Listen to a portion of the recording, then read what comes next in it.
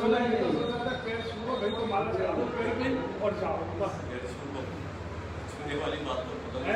सुनने वाली तो बात है, सुना ही नहीं। तो खरा रख देंगे, उसमें फूल चढ़ाएंगे।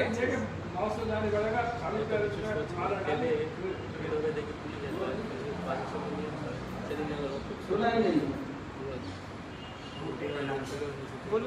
इसमें कोई वाली बात नहीं है, सुरक्षा है, अपनी अपनी सुरक्षा है, सवाल क्या है, कोई कहने सुनने वाली बात है, कोई पता नहीं है किसको क्या है किसको क्या नहीं है, और स्पर्श करने से और सभी लोग अच्छे हैं, आप बोला तो जग बोला, इसलिए मैं से तो कोई स्पर्श मत करे।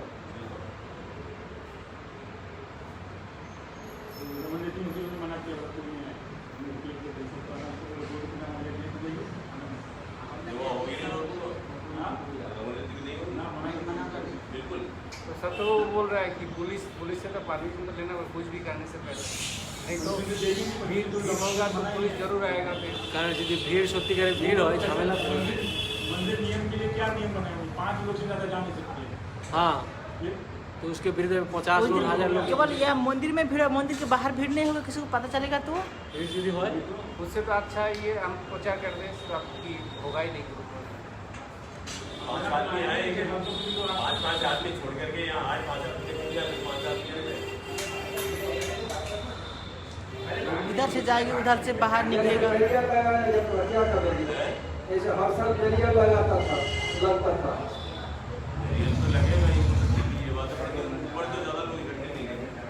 इकट्ठा नहीं होना है ना, प्रॉब्लम तो वही है। और मैं उधर न बैठ के इधर बैठो, इधर आए किया कर इधर से चलेंगे सीधा उस रास्ते में।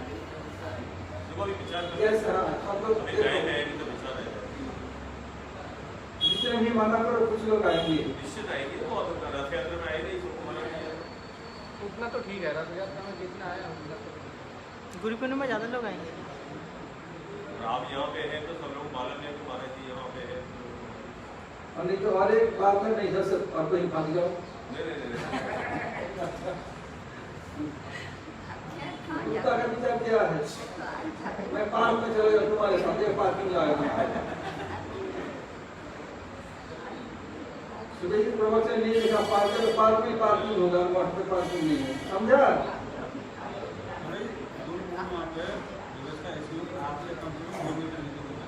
आप ये देवता तो तुम्हारे ऊपर है, 2 मीटर दूरी तुम्हें मेंटेन करना पड़ेगा। 2 मीटर दूर से प्रणाम करें। हाँ हाँ, वो दायित्व तुम्हारे ऊपर है। हाँ ठीक है, ये दायित्व तुम्हारे भी 2 मीटर से नजदीक नहीं है, ये दायित्व तुम्हारे ऊपर रहेगा। तुम्हारा नाम उसके लिए 2 मीटर ही रहेगा, तुम्हारा नाम तुम्हें करना पड़ेगा।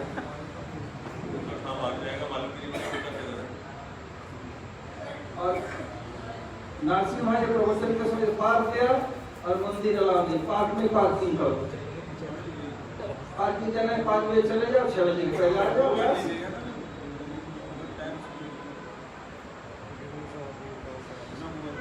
कल हम लोगों ने माधुर्य कादम्बरी ग्रंथ से आलोचना किया था कि भक्ति 2 प्रकार के हैं, एक वैधि एक रागानुगा। वैधि क्या है, शास्त्र शासन के डर से जब कोई भक्ति करना उसको कहेगा वैधि भक्ति, ऐसे में नहीं करूँ मुझे नरक जाना पड़ेगा। तो जगते पिता कृष्ण जेना भजे बाप पितृग्रही बातों की जन्म ताप। कृष्ण जगत के पिता है, पिता भजन न करने पर जन्म जन्म हमें पिता भुगतना पड़ेगा। इस डर से यदि कोई भगवान का भजन करता है उसकी भक्ति को वैदिक भक्ति कहा गया। जैसे मैं कल उदाहरण दिया था, एक व्यक्ति थे समाज की सेवा की, भक्त माँ बाप की सेवा, माँ बाप भक्त है, धार्मिक की सेवा नहीं, समाज की सेवा करने के कारण उसको स्वर्गलोक मिला, किंतु धर्म सौम्र से अमृत पान कर अधिकार नहीं। उनका मृत शरीर संरक्षित करके रखा हुआ था। जब प्रभु राम पिता का वचन निभाने के लिए जंगल में गए, अगस्त ऋषि के आश्रम में सब देख रहे थे, बाघ, छाग, हिरण, भालू, खरगोश सब एक साथ एक दूसरे चुम रहे, घूम रहा है। तो देखा क्या, वस्तु सब दिखा रहे थे। इतने में आकाश मार्ग में छोटा सा एरोप्लेन उतरा बहुत सुंदर तालाब के किनारे। एक देव पुरुष निकला और उसी तालाब के ऊपर एक मुर्दा तैर रहा था। उसको मुर्दा को खींच के साइड में लाया, जेब से चाकू निकाली, चाकू से वो मृत शरीर का एक टुकड़ा काटा, मांस खा के चले गए। प्रभु रामचंद्र पूछा तुम ऐसे क्या है? अरे देखो प्रभु आप तो स्वयं सर्वज्ञ हैं, आप मुझे पूछ रहे हैं। बच्चे का तुतली बोली सुनने आपका आनंद का, ठीक है मैं बोलता हूँ। ये समाज सेवी था, बहुत समाज की सेवा की, स्वर्गगति हुआ। इनके पिता माता धार्मिक थे, भक्त थे। भक्त पिता माता की सेवा न करने के कारण स्वर्गलोक मिलने पर भी उसको उधर समुद्र से अमृत पाने का अधिकार नहीं था। इसलिए उसका शरीर संरक्षित है, मृत शरीर दूसरे टुकड़ा को नाश खाता है। ये सुनकर क्या हो, अगर मैं भगवान का भजन नहीं करूँ मुझे भी ऐसे नरक जाना पड़ेगा। इस डर के मारे जो भजन करते हैं उनकी भक्ति को वैद्य भक्ति कहा गया। रागानुगा रागानुगा अनुष्ठित जैसा रागानुगा चलते जो कृष्ण के नित्य परिकर हैं उनको कहा गया रागात्मिक जन। उनकी सेवा प्रचेष्टा, सेवा सोच सुन करके जो कोई भी कृष्ण का भजन करना चाहता है उसको बताया गया रागानुगा भक्त। जैसे मैं सफरस का उदाहरण दिया था, वात्सल रस का उदाहरण दिया था, और एक देता हूँ। वात्सल रस में कृष्ण के प्रति लाल लगैन, कृष्ण मेरे बेटे हैं और मैं इनका माँ बाप पालन पोषण करने वाला हूँ। इस भाव जैसे कृष्ण बलदेव दोनों को मैया कहा बेटा आज तुम्हारा जन्म तिथि है, जाओ दो भाई जाके गौशाला से बछड़ा ले आओ, गो पूजन करना है, ब्राह्मण पूजा करना है, अपने हाथ से दान देना है। दोनों भाई अभी चलना सीखा, दौड़ना सीखा, हृष्ट पुष्ट है, केवल पीली छिपली पहने हैं, कवर में करदली, हाथ पैर में नुपुर, झुनुर जो बजरा है। दोनों दौड़े, दौड़ के एक राजहंस से सफेद बछड़े को पकड़ लिया। अब बछड़ा वो अड़ गया आने के लिए, अपने दल छोड़ के आना नहीं चाहता। तो बोला दाऊ तुम ढकेल लो, और कृष्ण कान को पकड़ लिया, खींच रहे ढकेल रहे। तुरंत आ गए नंद भवन में। दोनों बात गाड़ी अरे तो बहुत साधु हो गया, तुरंत लेके आ गया। अरे अब ये फूल अच्छा सब तैयार करो फटाफट। दोनों मैया तैयार कर रही है। तो जान सोचा लोग जाके लोग खेलेगा कूदेगा बाद में आएगा। अब जब अंदर घुसा, बछड़े का सामने वाला पैर अंदर ऊपर अंदर चला गया, पीछे वाला पैर अभी बाहर अंदर बन जाते। और जब ही घुसा सुंदर सुगंध और देखा सीखे में मक्खन झूल रहा है। कृष्ण के दाऊ से चुप, बात नहीं करना है, हम दोनों खाएंगे बस। सर्व भगवान सब कुछ जिनका है, आज उनको मुख से पानी टपक रहा है। अब कैसे चढ़े? बछड़े का बताओ, मैं पीठ पर चढ़ता हूँ, बछड़े का तुम पकड़ो। पकड़ा, चढ़ गया। थोड़े से 1 इंच बाकी है। अब मैं दाऊ जी को कस के पकड़ना, मैं अंगूठे के बल पर खड़ा होता हूँ। अंगूठा के बल पर खड़े होने पर हाइट थोड़ा बढ़ जाता है। अंगूठे के सब खड़े हुए और सीकर को पकड़ा, और अंगूठे के खड़े आप बहुत देर खड़ा नहीं हो सकते, इसलिए कृष्ण क्या अपने अंगूठे की ओर प्रेशर दिया। जी प्रेशर दिया, बछड़े को लगी गुदगुदी, बछड़ा भाग गया। और बलदेव पकड़े थे, उसको देख रहे थे, उसका हाथ छूट गया, भाग गया बछड़ा। अब करे क्या करे? छोटा बच्चा, बच्चा को पूछो क्या करेंगे? बालानाम रोदनम बलम, बच्चों का रोना ही बल है। अब किसके लिए रोएंगे? बाप के लिए, माँ के लिए? मैया मैया, इधर कृष्ण ऊपर कांदे मैया मैया, बड़े नीचे रहे मैया मैया मैया मैया, कांदे कृष्ण, कांदे दाऊ भैया मैया मैया, दोनों मैया दो। क्या हुआ? अभी देखा है नीचे मैया मैया के ऊपर मैया मैया बहुत अच्छा है नाटक बालक। अभी देखा बछड़ा कहाँ गया उधर झूल रहा है, तो झूलता उतारूंगा नहीं, तो उतारूंगी नहीं। अब मैया बोले कृष्ण को गोदी में लेके उतारा, तो 102 नाटक बालक ऐसे सुन गया हूँ।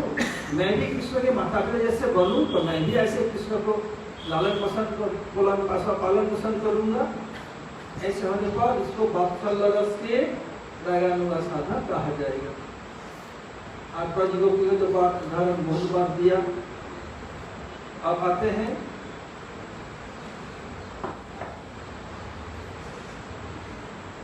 इस अवस्था में बताया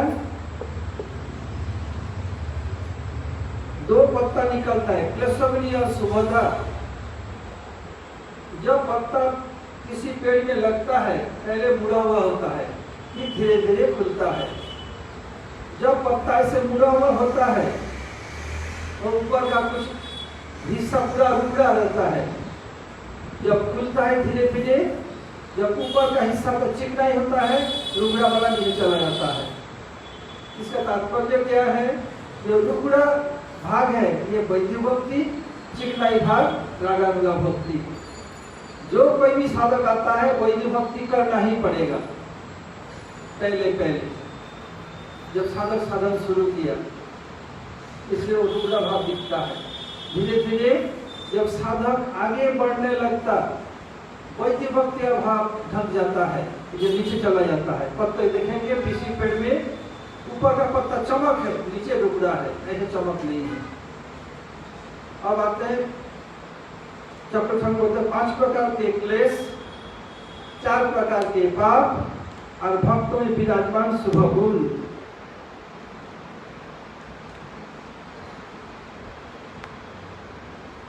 ये अविद्या, अस्मिता, राग, देश, अभिनिवेश, ये 5 प्रकार के क्लेश हैं।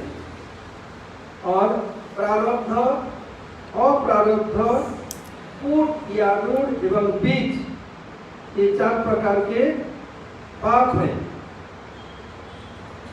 ये भी क्लेश का अंतर्गत है। और शुभ कहने से दुखजनक विषय से वितृष्णा।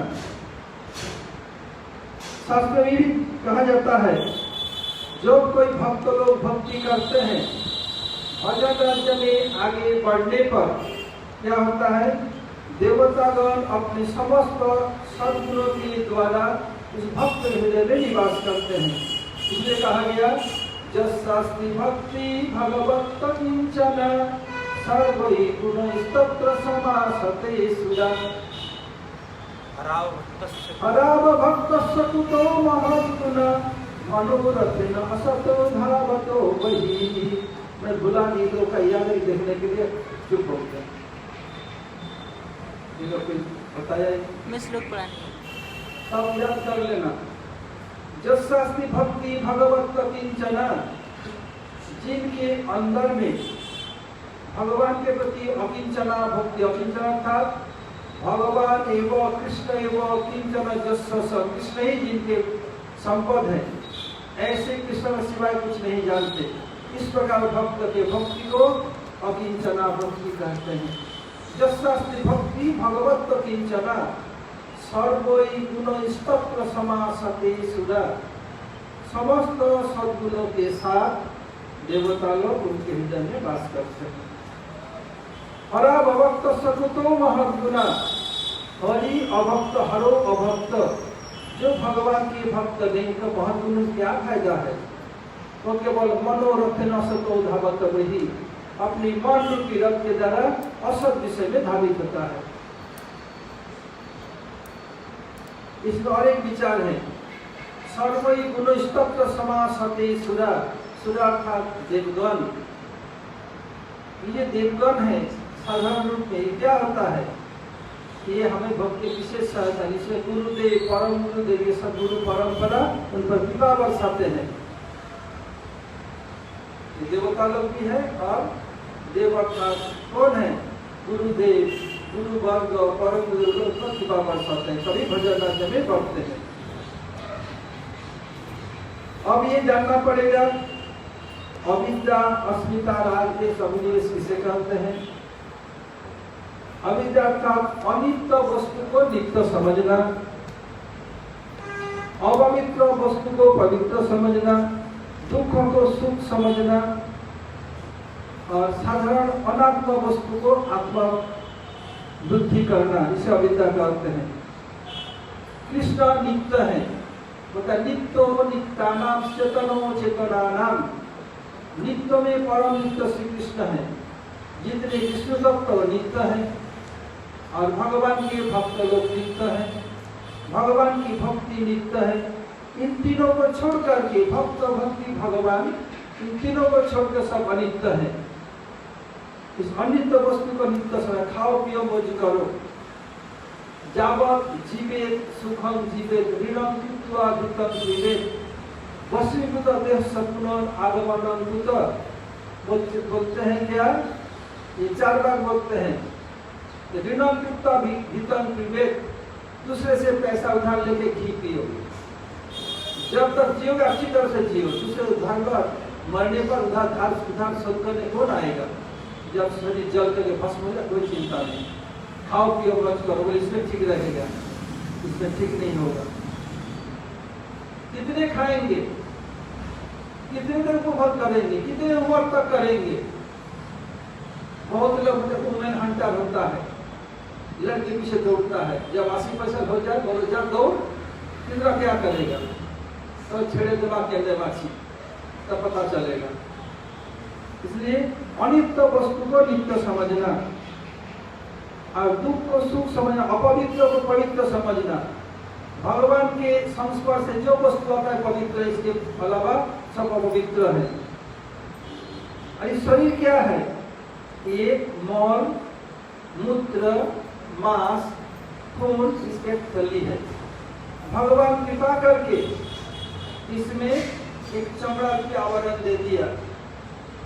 अगर ये चमड़ा रूपी आवरण न होता, जो जिसको कितना भी प्यार करे, बाप बेटा को, बाप बेटी को, माँ बेटा को, माँ बेटी को, या पति पत्नी को, बॉयफ्रेंड गर्लफ्रेंड को जितना भी प्यार करे, अगर इस चमड़ा को खोल दिया जाए, इतना दुर्गंध आएगा, एक दूसरे के पास में बैठ नहीं सकते। ऐसे जो अपवित्र वस्तु पवित्र समझना, और ये हाड़ मांस रूप के शरीर को नित्य समझना। तो गुरु जी उदाहरण देते थे, भारत में जब मुगल पीरियड चल रहा था, वृंदावन में एक भक्तानी भजन करके बहुत सुंदरी थी, राजकुमारी थी, छोड़ के भजन करने आई। तो बादशाह बार बार आया, तो शादी को हमें साथ रहना पड़ेगा। तो देखो मैं परम सत्य भजन करने आई, मानता नहीं था। वो क्या किया, एक जामल गोटा का एक डायरिया होने वाला, क्या किया,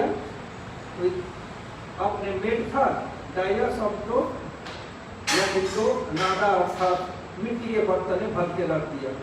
उनको बता तो कल आना आया, आकर के दुर्गंध दुर्गंध, आज वो लड़की को कितने दूर ले गई, बात नहीं को पहचान नहीं सकती। पर ये लड़की कहाँ है, नादा में भरा हुआ है, क्या दुर्गंध। जिसको तुम शरीर कैसे समझो, देखो इस शरीर की स्थिति है। इसलिए इस शरीर को नित्य समझना ये भी अविद्या है।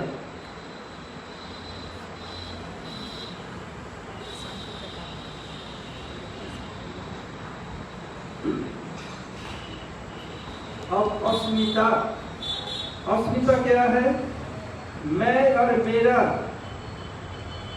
जगत में सब लोग लड़ाई किस लिए, मेरा, मैं हूं और मेरा है, इस विषय के लिए लड़ाई होती है। किसी से अभिमान होता है, मोह होता है। ऐसे अभिमान और मोह इस सब को बताए अस्मिता, अर्थात शरीर संबंधी वस्तु को मैं और शरीर से संबंधित वस्तु को मेरा, क्योंकि ये शरीर अनित्य है। इस अनित्य शरीर को मैं, क्योंकि ये शरीर क्या है, टेम्पोररी एंड पेरिशेबल, ये क्षणभंगुर, और क्या है टेम्पोररी, ये परमानेंट नहीं है। ऐसे शरीर को अपना शरीर अस्मिता है। राग, राग अर्थात आसक्ति। सुख प्राप्ति और दुख निवृत्ति के लिए जो कामना किया जाता है, मुझे सबसे अधिक सुख मिले और दुख न हो, इस प्रकार जो कामना है इसका कहते हैं राग। सभी लोग सुख चाहते, कोई दुख नहीं चाहते हैं। बताया निस्तार्थितेन वित्तेन दुर्लभेन आत्ममृत्युना क्रियापत्त वसवीकाप्ति सद्दश्चलई। और एक श्लोक है कर्मणि आरोहमानम दुःखहत्तै सुखाय च पश्चेत्पापी प्रजासां मिथुनीचरणं निकम। जगत में क्या करते हैं? कर्मणि आरोहमानम दुःखहत्तै सुखाय च। ये लोग कर्म किस लिए करते हैं? दुख दूर हो, ये सुख मिले। हम चाहे और न चाहे, इस जन्म का संस्कार, पिछले जन्म का संस्कार, पिछले जन्म का इस जन्म कर्म के अनुसार जो मिलेगा वो ही है सो जो राम रचि रखा, तो मिलेगा ही। आप जितना भी रच पच लें, बहुत लोगों को थोड़े से काम में सफलता मिलती है और किसी को बहुत करने पर भी सफलता नहीं मिलती। कारण क्या है? तो पूर्व जन्म का संस्कार। इस जन्म में जो अच्छा करोगे अगले जन्म के लिए सुधर जाएगा। गुप्ता में क्या बोला? इसका पौधगिरी की तो क्या देखो प्राप्त करके नहीं रख सकते? तुम मन डिस्टर्ब है तुम्हारा, दूसरे का मन डिस्टर्ब कर रहे हो। बोलना आप करके रखो और नहीं तो कमरे में छोड़ के आना।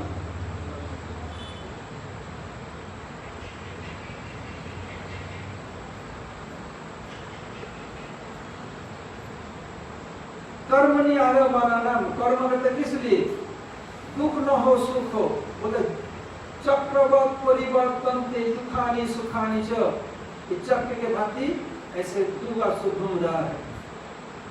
जैसे महाभारत सीरियल देखा, मैं काल हूँ, ऐसे घूम रहा है, काल चक्र घूम रहा है, ऐसे सुख और दुख घूम रहा है चक्र पहिया जैसे। वो कभी सुख आएगा कभी दुख आएगा। जितना भी रच पच ले दुख होगा ही होगा। वही है सो राम रचि रखा, इसलिए हम कुछ करेंगे, करना पड़ेगा, लेकिन फल प्रभु के हाथ में। कर्मणि कर्मण्येवाधिकारस्ते मा फलेषु कदाचन। जिसका कर्म में अधिकार है, फल में अधिकार नहीं, फल भगवान के हाथ में है। इसलिए सुख प्राप्त दुख निवृत्ति उपाय कामना को कहते हैं राग। और अभिलषित वस्तु को पाकर, अभी जो हमारा इच्छित वस्तु जो हम चाहते हैं उसको मिलने पर उसको और अधिक रूप में पाने का नाम भी, पाने की इच्छा करना भी राग है। देश अर्थात हिंसा, सुख दुख के कारण के प्रति विरक्ति का नाम देश है। ये ऐसे क्यों हुआ, ये हो गया, ऐसे है देश। और अभिनिवेश, अनुकूल विषय जो हमारे इंद्रवृत्ति के अनुकूल विषय हैं उसको पाने के आधार स्वरूप शरीर में आसक्ति। ये जो हमारे भोग के अनुकूल कैसे होगा? शरीर के द्वारा ही भोग होगा या मन के द्वारा भोग होगा? शरीर के द्वारा भोग में क्या होता है? शरीर समझ सकता है। मन के द्वारा भोग को शरीर के द्वारा भोग को मन भी समझता है, मन के द्वारा भोग को शरीर भी समझता है। इसलिए मन के द्वारा हो, विशेष करके शरीर के द्वारा जो भोग है ये मेन भोग है। मन के द्वारा भोग करने पर क्या थोड़ा मन आनंद होगा, लेकिन उसका लक्षण शरीर में दिखाई नहीं पड़ेगा। जैसे किसी रसगुल्ला बहुत अच्छा लगता है, अब मन ही मन बहुत रसगुल्ला खा, पेट थोड़ी भरेगा। जैसे देख रहा है, सब देख रहा है, माँ के पेट से बेटा को ठक करके रसगुल्ला दो मार दिया, उसको रसमलाई ने देखा नहीं, मार दिया। थोड़ी हंसी आएगी मन ही मन, समझेगा नहीं, होगा क्या? तो कितने देर रहेगा ये? पेट तो भरेगा नहीं। इसलिए मन ही मन होने पर ही शरीर में ये अधिक रूप में दिखाई नहीं देगा। इसलिए भोग के अनुकूल विषय को प्राप्त करने की आधार क्या है? शरीर है। इसके प्रति आसक्ति होना और मृत्यु के भय से भयभीत होना नाम अभिनिवेश है। कि एक सबसे अच्छा उदाहरण इस समय है कोरोना। भाई कोरोना से किसी का डर नहीं है, मौत से डर है। कोरोना में मर न जाओ।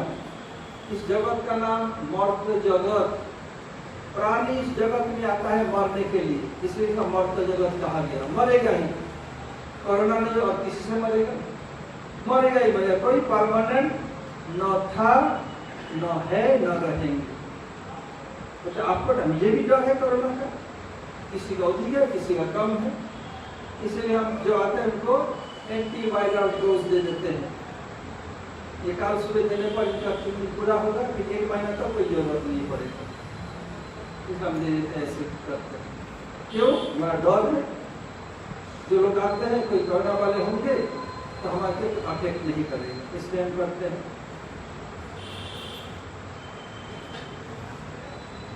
अब आते हैं 5 प्रकार के, ये फ्लेश हुआ। अब 4 प्रकार के पाप क्या है? प्रारब्ध, अप्रारब्ध, रूढ़ या कुट एवं बीज। प्रारब्ध क्या है? पूर्व जन्म के किए हुए जो संचित पापों में से कुछ पाप जिनका फल दुख भोग इस वर्तमान शरीर में भुगतना आरंभ हो गया है। कोई बोलते हैं मैं इस जन्म कुछ किया नहीं, मैं इतना भजन करती हूँ, ये तो मुझे भुगतना क्यों पड़ रहा है? ये पहले जन्म का किए हुए कुछ पाप को जो भुगतना शुरू हुआ वो है प्रारब्ध। ये प्रारब्ध के द्वारा ही शरीर है। प्रारब्ध कर्म न हो तो शरीर रहेगा नहीं। कोई प्रश्न कर सकते हैं, ये साधु संत भी तो हम देखते हैं उनका शरीर है, पाप के कारण नहीं, भगवान दे देते हैं। क्या है? भगवान उस भक्त का उत्कंठा बढ़ाने के लिए वो कुछ बनावटी कर्म रख देते हैं ताकि भक्त स्वयं भजन करके जगत को शिक्षा दें कैसे भजन किया जाता है। ऐसे जो कुछ महात्मा है उनका ये कर्म पर कुछ नहीं है।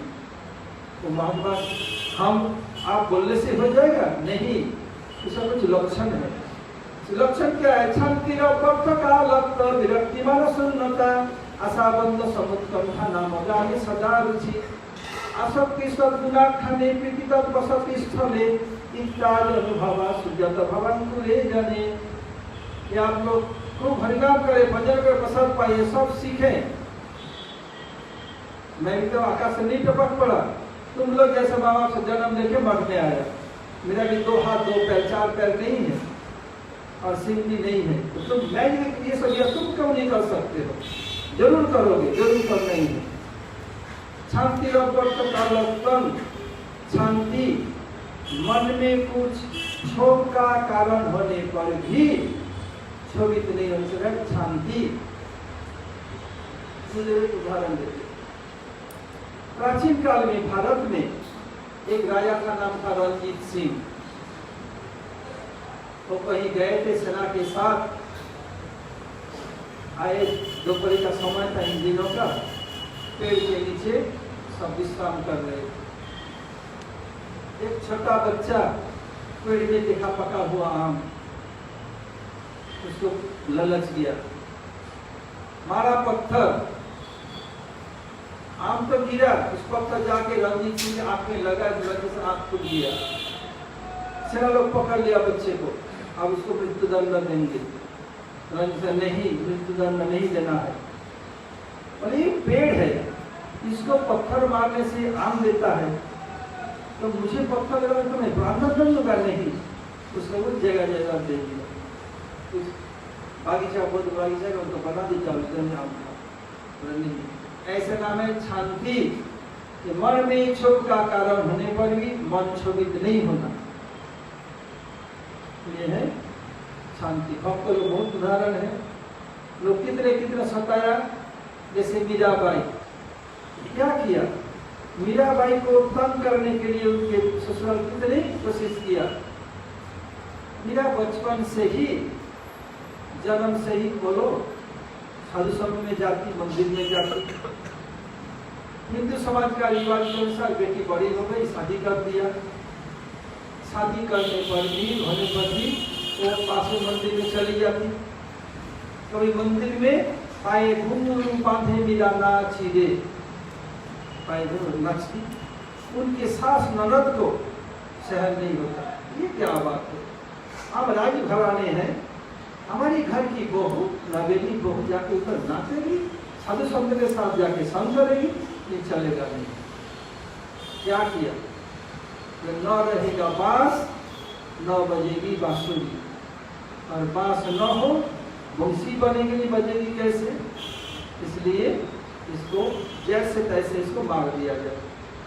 मारेगा कौन? Will try to tell on the neck of the cat. गले में घंटा बांधेगा कौन?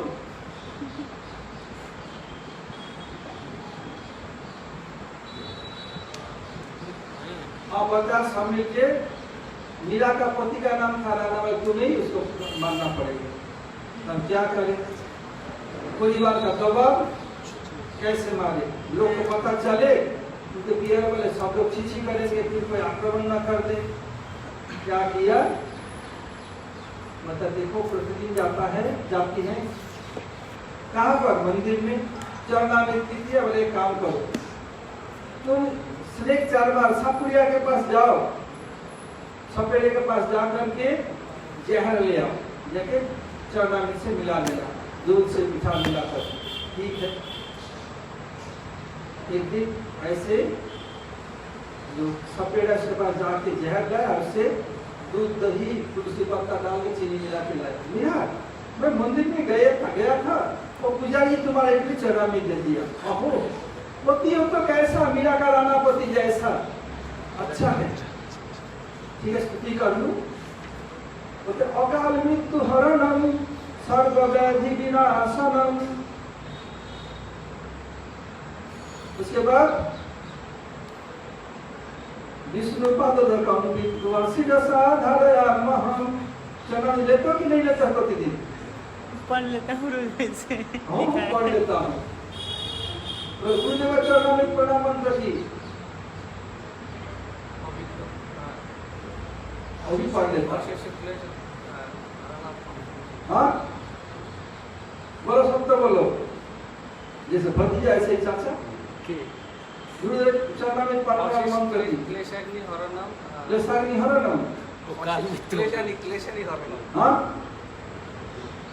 शुद्ध भक्तितम गुरु पादोदकम शेषम। अशेष क्लेश निशेष कारणम श्री गुरु पादोदकम कृत्वा श्री साधनम। अशेष निशेष कारण शुद्ध भक्तिदम श्री गुरु चरणामृतम शिरसा धारयामहं। अशेष निशेष अशेष निक्लेश निशेष कारणम शुद्ध भक्तिदम। और एक प्रणाम चरणामृत पाने का मंत्र है श्री गुरु पाद पद्म रेणुकान समान्वितम भुक्त कृष्ण प्रेम सेवा भक्ति बनो महोदयत। ये और एक मंत्र है। ठीक है, चरणामृत का क्या है? अकाल मृत्यु हरणम सर्व व्याधि विनाशनम विष्णु पादोदकम विद्वासिदसाधरयामहं। चरणामृत का व्याख्यान कर रही है। और मीरा की सास ननद इधर उधर जा रही, कब पिएगी? अपने पति से बात कर रही है, अहो मेरा जन्म सार्थक है, आप चरण दिए। और कब पिए?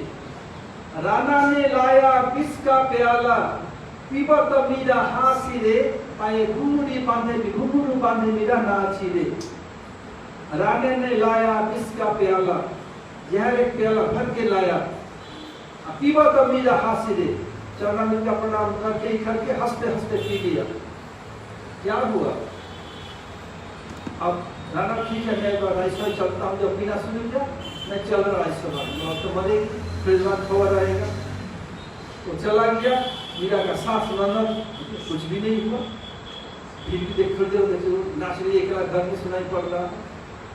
तो फिर गए अपने बेटा के पास और अपने भाई के पास। यार तुम जहर नहीं लाया?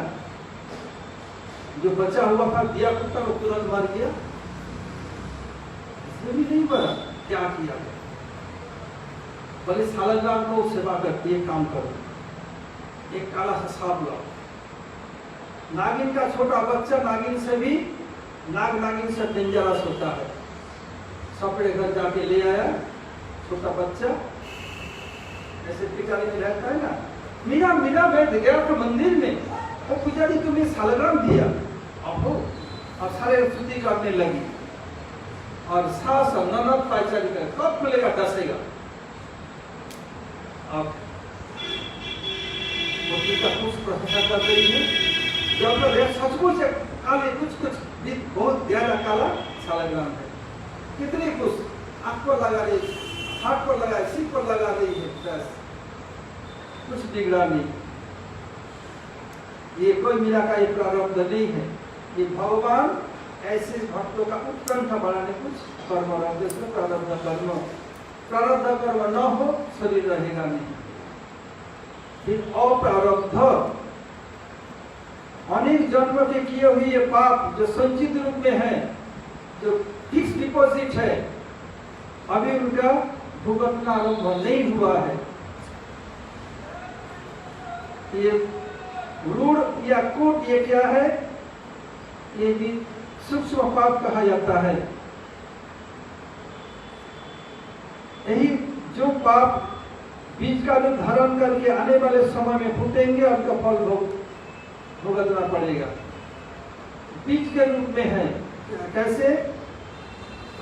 बीज का रूप धारण करके अभी कूट या ऋण पर्वत प्रमाण है, अभी उसमें क्या हुआ? अभी बीज का रूप भविष्य में धारण करेगा, बीज पर अंकुर आएगा, फिर पौधा निकलेगा, फिर भुगतना पड़ेगा। अब इसमें कुछ नहीं हुआ, पहाड़ के समान है। और बीज ये वासनामय पाप है, मन में वासना है, ऐसे कर पाप, ये वासना के रूप में रहता है और यही प्रारब्ध की पृष्ठभूमि है, इसी के ऊपर प्रारब्ध पाप होता है।